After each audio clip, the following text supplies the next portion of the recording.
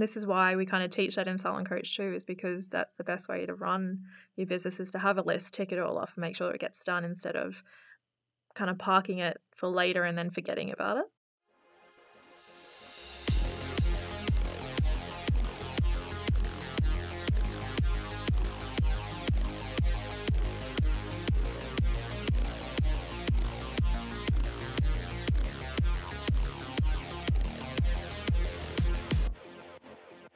All right, welcome to the Aussie Ambitions podcast. We're back with a guest who actually is linked with our previous guest. Our guest today is Susie, the co-founder of Salon Coach. How are you, Susie? I'm great. Thanks for having me today. Excellent. So just to draw the links, we had a previous guest, Tim Austin, who was introduced as a business marketing strategist, but in fact, he is a co-founder of Salon Coach. So we heard a little bit about Traffic Coach as this marketing concept and structure, business coaching and consultations. And now we've got Salon Coach, which is essentially powered by Traffic Coach. And I personally have a lot of interest in this because I've always been curious about independent business owners, how people start and how they take a skill and basically just it's a community business and it's got a social vibe to it. There's a lot of really interesting things. So I'm really excited to have you. So thanks very much for joining. Thanks for having me. All right. So just first off, people are going to be really interested to hear a little bit about you. So could you tell us a bit about yourself and your business? So I've recently just launched Salon Coach. It's basically an ultimate salon checklist for salon owners to implement systems into their business to help them make more money and really balance work and life. Yeah. That's sounds like is that something that's in need? Yeah, absolutely. Yes, definitely. So salon owners, and then also does it benefit their staff? Like, does it trickle down? Yeah, so it's a checklist to give them to make sure that they have systems in place to run their whole business properly, so that including their staff, their websites, their branding, mindset, even the technology that they use, just managing their time to, better run their business and put them in a position to earn more money. Okay. Yeah.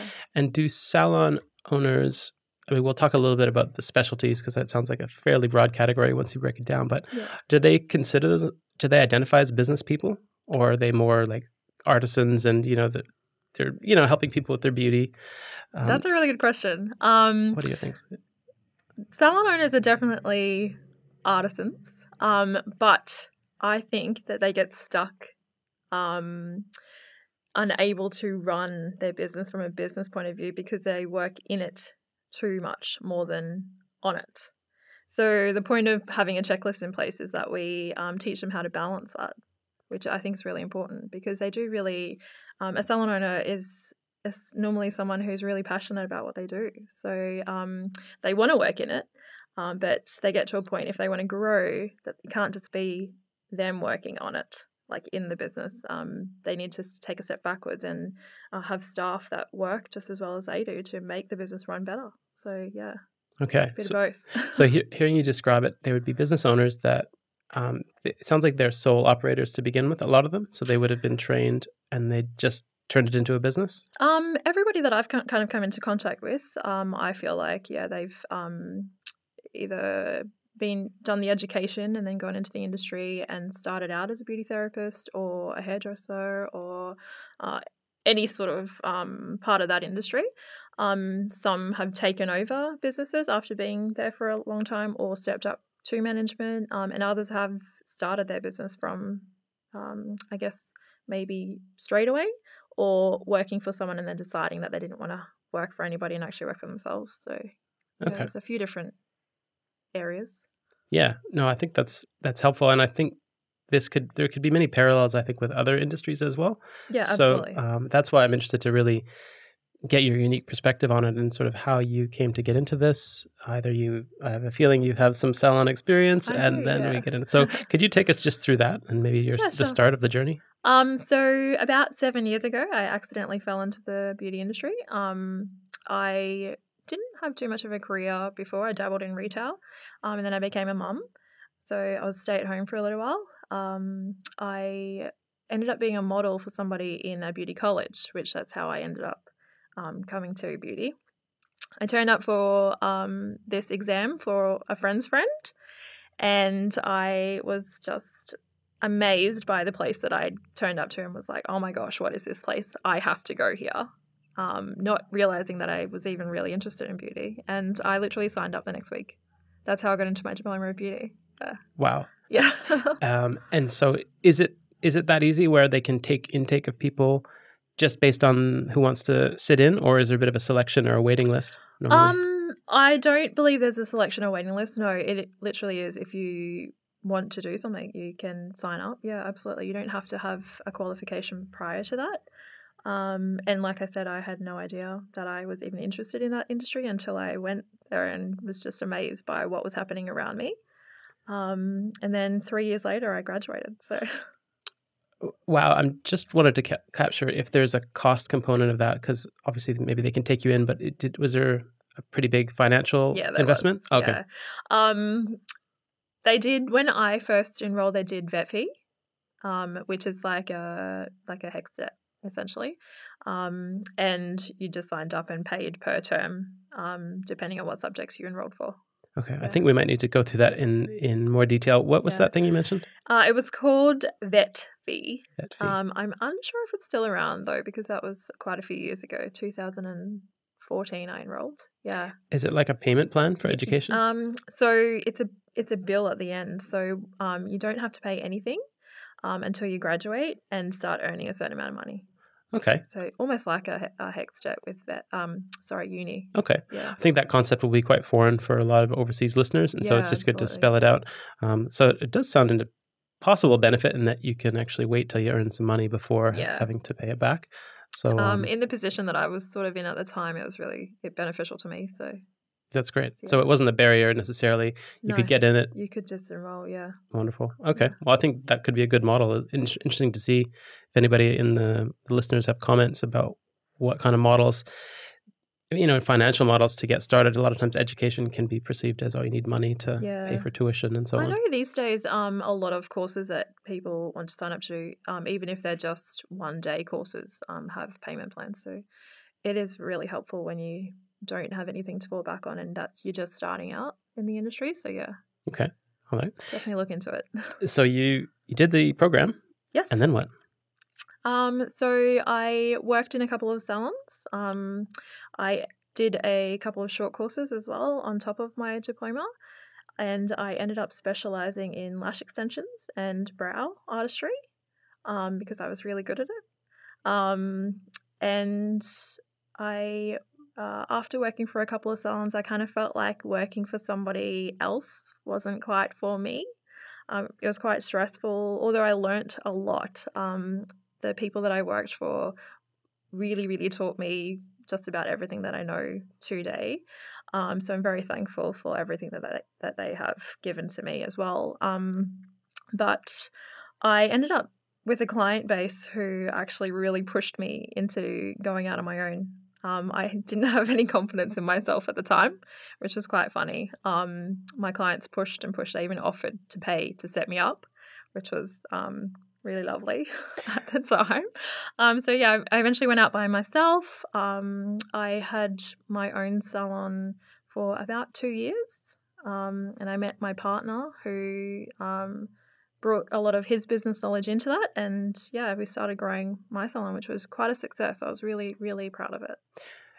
There's a lot of things in there. I just wanted to capture it. So the idea is that your clients were encouraging you to go out on your own. Did that give you a bit of boost of confidence at that point? I think so. Yeah, absolutely. Anyone that can say that they have clients who would offer to pay to set up a salon for them, like, surely you must have a bit of confidence in yourself. And was there a proven model, like you'd known others had done that as well? Where is that a normal course of? I had seen other people do it. After doing my course, something that I noticed was that they didn't actually give you a lot of business advice on how to set up your own salon. So I had to do a lot of research into it before doing it. There were pros and cons, and a lot of cons for me in the fact that there wasn't a solid income, I guess. And I had 2 kids at the time, so that was a little bit scary for me to step out of my comfort zone and make sure that I could keep a roof over their head, I guess. So, yeah. Wow. Is there an in-between stage where I imagine there possibly could be some conflict of interest, but you would work for another business owner, and then could you have like a side roster of clients? Is that possible? So I was very transparent with both my bosses. Yeah. If I wasn't getting enough hours at one place and I felt like I needed more, I did talk to them before I either took another job or started doing a few of my own clients on the side. So I hired a space out at a hair salon, and yeah, they were pretty supportive by it, which was great. Okay. Yeah. So there's it's a type of business where a physical location is pretty much needed unless there's a home-based service. I did start out at home first when I first went out while I was working. When I was studying, I started at home as well. And it wasn't really the ideal environment for me, having children at home, or even if they were at daycare or at a family member's house or anything. It just still didn't feel right having strangers come to your house, which is So there's pros and cons again for okay. that, yeah. And then, so that's part of the learning, and perhaps have you then packaged all that into your experience for others at this? Absolutely. And that's what you've got? Yeah, absolutely. Wonderful. So that's a fairly fast timeline, it sounds like. I mean, how many years is that all up? So almost 7. Okay. Yeah. So going from learning the skill to graduating, so you've got the skill, and then you applied yourself. So I pretty much started while I was doing my diploma, my business. So once I finished my first semester, I was qualified in certain what's the word? I can't even think. Like waxing and massaging, so I could start doing that from home before I learnt the next subject. Okay. Yeah. So it's kind of been a long process of both study, work, and balancing jobs and family at the same time.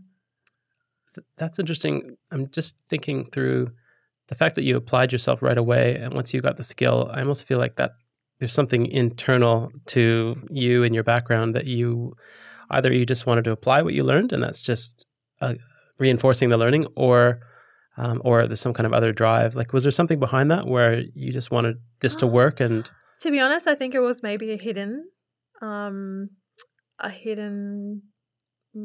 passion that I wasn't aware of, to be honest. And once I started, I just couldn't stop. I needed more. I did a lot of volunteer work to get experience and put myself out there to meet a lot of people for the first 12 months. So just because I loved it. Wow. Yeah. Would you say was it fairly natural progression, or did it feel like hard work, as in you need to put in the hard yards to get that first, a opportunity? bit of both. So I'm more of a hands-on learner. So that side of things I felt was quite easy and with a lot of passion, but the theory side of things I felt was a bit of a struggle. I was very lucky to have some supportive teachers who really pushed me to complete my diploma, because I nearly quit quite a few times, and some of them are actually my clients to this day. So so there's a bit of struggle along the way. Definitely. Maybe before we get too into the specifics of the business, maybe we should just cover the scope of salons.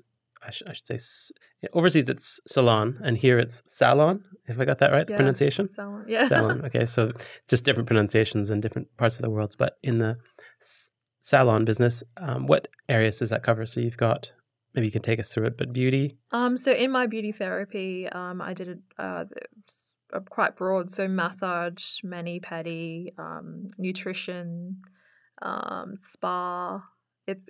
The beauty course is actually to kind of cover everything except for hair.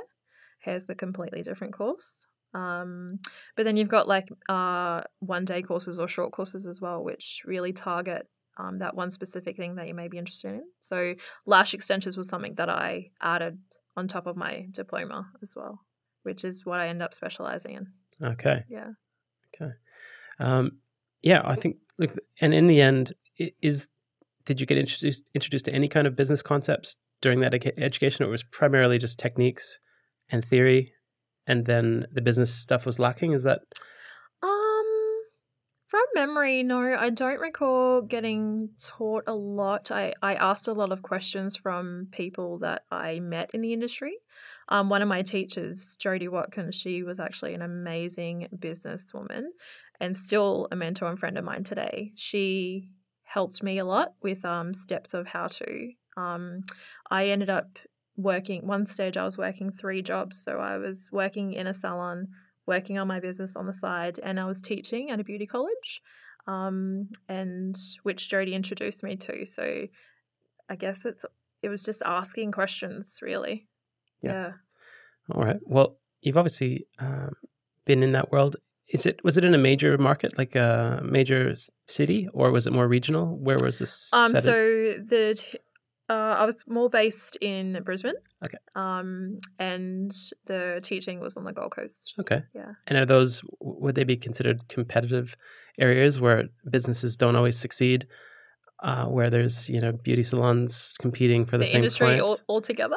Yeah, just curious, like, is it difficult to make it as a business owner? I'm going to say yes. Because I feel like there's kind of different levels in the industry. So you have people that are just doing it for money, and maybe not putting the right processes in place or knowing ethically and morally the things that they should be doing in their business. They're just kind of just doing it because. And then there's whole other level where people are really actually passionate about what they're doing. Yeah, there's a few levels to it. Yeah. Okay. Well, obviously it forms the basis. It depends on what level.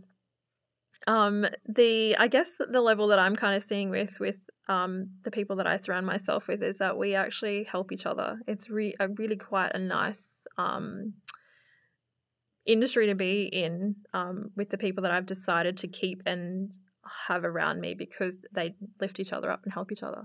Yeah. So the industries that I've got some experience with are industries where it's similar, healthcare, and they've got a skill and they've got a business, and then there become like networks and groups. So there might be groups of salons, or maybe like a franchise or something. Is that enter into it somewhere where you're dealing with larger groups? Say it's like the McDonald's of lash extensions. Is there anything like that? There's a lot of social media platforms which have really big groups that all the big names are kind of in, they're really great for learning, and for networking, absolutely, and just support too, really. Yeah, absolutely.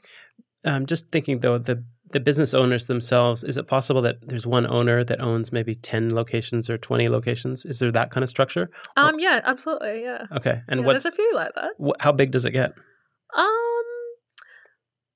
I guess everyone's different. It depends on their drive. There's a couple of women out there that I know that have businesses that have opened more businesses or have employed more people, I guess. So, or have taken their business into an education side of things as well, where they're now educating people.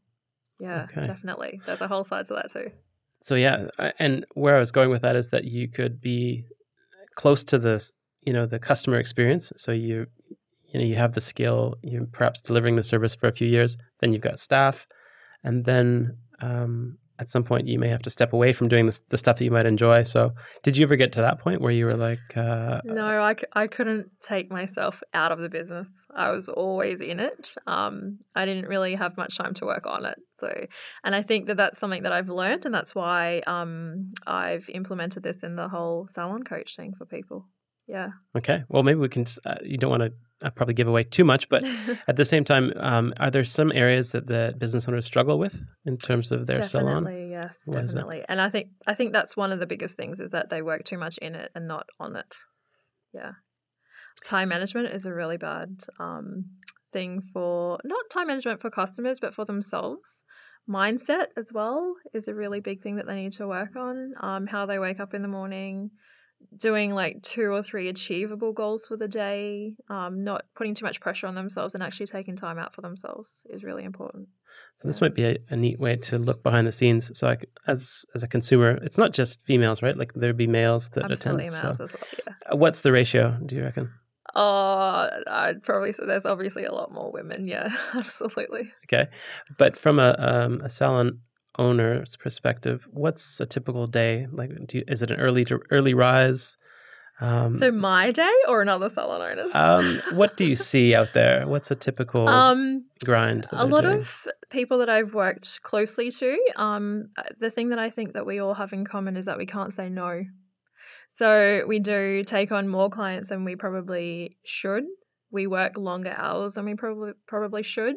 And we just do things that we should probably pass on to staff or other people to do, but we just do it because we know we're going to get it done the way that we want it to get done instead of teaching people to do it that way.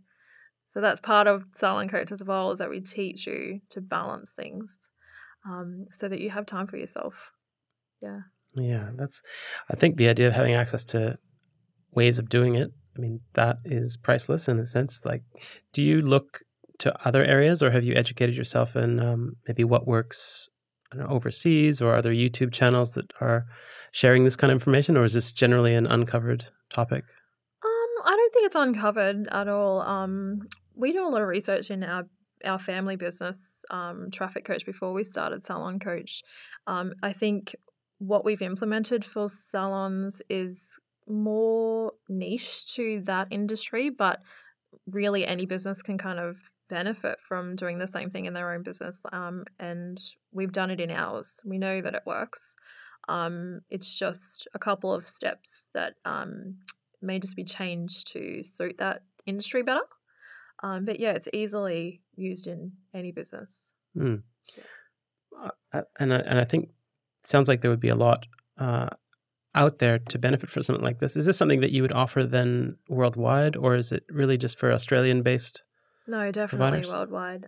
We work mainly online, so it's available to anyone. Yeah. Okay. And so what's your favorite go-to tool that you use every day? I imagine training tools is a big part of it, right? I'm gonna say, that's a really good question, actually. I work really well with lists, so using my Google Sheets and things like that is probably the best. All the templates that we already have that need to be utilized, and this is why we kind of teach that in Salon Coach too, is because that's the best way to run your business, is to have a list, tick it all off, and make sure it gets done instead of kind of parking it for later and then forgetting about it. Yeah, so is there a bit of a technology gap in businesses? I'm just trying to think. You've probably got visibility on some good tools or systems or softwares. Is that lacking, like in the world of whether it's IT or? I don't know that it's lacking. There's quite a few software systems out there. We've partnered recently with Timely. They're a booking software system, which is really great for salon owners. I highly recommend them. I used it in my salon. I know there are a lot of other tools out there for salons as well, so I don't think necessarily the technology is missing. Every time you turn around, there's something new to be taught in the industry too. So, no. Yeah. Not really, no. All right. And then, so that's more inside the location, but how about outside in the world? So they've got their brand. I imagine there's probably some pretty funny or clever or cool names for shops. Do you see a lot of like interesting names? Yeah, there are a few interesting names out there. Yeah, definitely. Sometimes you wonder where they got them from. Other times they can be quite creative. I previously owned my salon. It was called the Beauty Lounge, and it was spelled Beyouty, because my whole idea of things was be your own kind of beautiful, be you. So that was my little take. I don't know if people think that's silly, but it worked for me. So that's fun. Yeah. I mean, this is the world of marketing that we can get into. So lots of things. So would you say in the overall scheme of things, social media or just digital marketing is an important part of getting that happening? Something that I've learned too is that we're not kind of not taught to what's the word, like utilize paid advertising which I think is really important for the industry that we're in, because it can target essentially the ideal client that you're actually after, and out of the ideal area that you want to target around where you're situated as well. And not a lot of people know about it. So that'd be like, would you go to Facebook or like a Google? Yeah, absolutely. Facebook, Google ads. Yeah. And the world of Instagram. Do you think Instagram pays off for businesses? Instagram's really good because it's more visual, and these days people want to see your face and your brand as well, but they want to connect a bit more. So, and photos are really important. So they want to see your work. And so I think Instagram's a great platform for that. Yeah. Interesting. Just throwing it out there for anybody else that might be following that's in a business that possibly has some regulation alongside of it. I do know, I think it's weight loss industry where they've got, you can't have before and after photos. I'm pretty sure.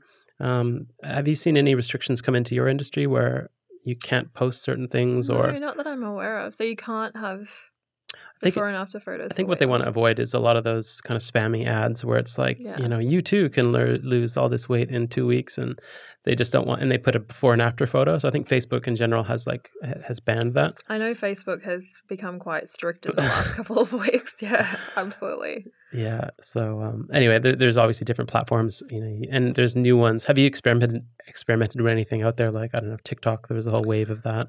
Are you on TikTok? I love TikTok. Oh, here we go. But I don't know if I should mention this on here. Tim has conspiracy theories about TikTok, so our family are not really allowed to use it at the moment. We love a good conspiracy theory. Like, as I mentioned, no topics off limits for anyone listening. We definitely want the real talk type. So I guess just on that, I'm guessing that has something to do with the ownership of TikTok and where that information is going. Just maybe your information not being private and just too easily accessible. Yeah, which I understand that side of things, but on the other side, it is quite fun. The kids loved it, so. And it's interesting to see all those tech players kind of do battle. I think Facebook and there's another platform that they're all trying to create their version of TikTok. Yeah, it's just not the same. No, it's not. It's funny anyway. how something works and something doesn't. Yeah. It's good. It's a bit of fun. So I really like the business concept. We'll certainly follow it along the way. Just to get know yourself a little bit. Do you have any personal interests that you do on the side? I mean, you've got the family. Sounds like pretty busy. Just balancing family and work at the moment. I'm a bit of a workaholic as well, just like Tim. So I think that's why we kind of match. Is there a day off that you'd take out to go do something in particular? Sundays are our family days. Okay. Yeah, so we really try to keep that for the kids and spend some time with them, whether it's doing an activity or just sitting with them at home. Or we try to have dinner at the table every night too, so that we can have a conversation with each other and ask each other how your day was, and which is really lovely. So yeah. I'm glad you mentioned that. Do you think they get it? The kids are sort of not fully grown yet, so they're they absolutely get it. Yeah, they definitely appreciate it too. I think they've said so, which is really great. We have actually such a great little family dynamic now. It took a little bit for the first few months to get them to their personalities were so different, but just getting everybody to come together and balance, and it's just, I can't complain. Like, it's a circus, it really is, but it's amazing, and I wouldn't change it. And I just wanted to mention that the idea of getting it is you're sitting down at the table together. You're probably talking about things, but do they understand that there's a bit of a trajectory where you're building something, or you're just about to roll it out? Absolutely, they have a lot of respect for us working. Yeah, absolutely. My kids personally, they were around when I was working 3 jobs and not seeing them very much, just to put a roof over our head and food on the table at one stage. So they're very smart children, and very supportive. Yeah, we're a team. And that's it, the team. Are there opportunities for them to even just offer up ideas? Like, it's the type of thing where it feels like literally they're like, oh, what about this? Or absolutely. We have quite adult conversations with them about work, and I actually kind of hope that they do dabble in a bit of digital marketing, because I think it would be really great for them to get into, considering where their generation is heading with all the technology that they use every day. They're not really like what we were as kids now. Well, it's all iPads and mobile phones at their age and PlayStations. So Yeah, yeah, I've seen a lot in the world of graphic design. I've seen kids that are getting on there and they're doing things that yeah. adults would struggle with, to Yeah, do. absolutely. Yeah. And so, During COVID, when we had homeschooling, like my eldest son, he's 12, had this programming work that he had to do for this academic class that he was in, and it was just unbelievable. Like, I had to sit there and listen to it from start to finish to kind of help him because I had no idea otherwise. It was pretty fascinating. Yeah. that's Yeah. amazing. Look, we covered some great things. I think one of the important aspects is obviously you made the transition. You are a mom, and your family is growing, and you've taken this and Yeah. committing to it. At some point, I feel like the question is, how do you prioritize when the work maybe becomes a conflict for the family commitments and everything like that? Do you feel like that's ahead of you, or that's you'll just make it work? What are your thoughts? That's a really good question. We always just seem to make it work.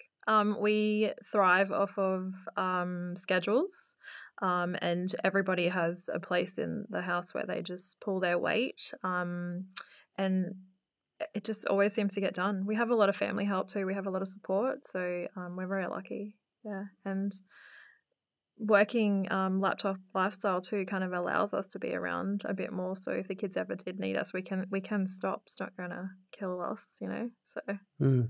What I think that links up well with what the interview we did with Tim, where he was mentioning, he'll just put something in place. So if it becomes to that point, well, we obviously need help in that space. So yeah, it becomes around a system, and you sounds absolutely. like you take that head on Yeah. and not neglect it. No, definitely not. No. So that's wonderful. And how are you feeling overall? Good. I was in the beauty industry previously with my own business. So like July last year, I had to retire because of a neck injury, which stopped my hands from working. So I was pretty upset for a few months and down with that, but leading into starting Salon Coach now, and still kind of being able to have a part of myself in the industry doing something that I love. I'm actually feeling pretty great about this year. Yeah, I'm excited.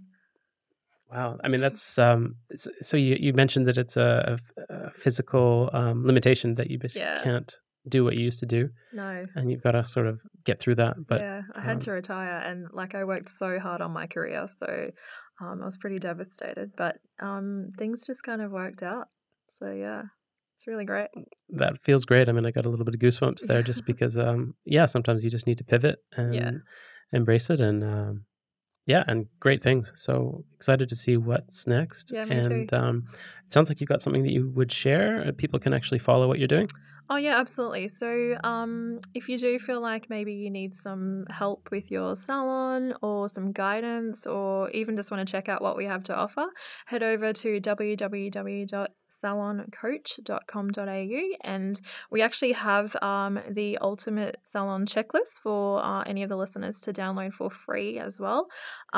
It's a 106-step process that you can go through and tick off whether you have any implemented any or none or all of it into your business. Score your business at the end, and then we're there available to help you to finish that list off if you need help. Yeah. Nice one. Super appreciate you coming on. I think that was really, really helpful. Thank So you. appreciate your time. All right. Thanks, guys. And we'll see you next time.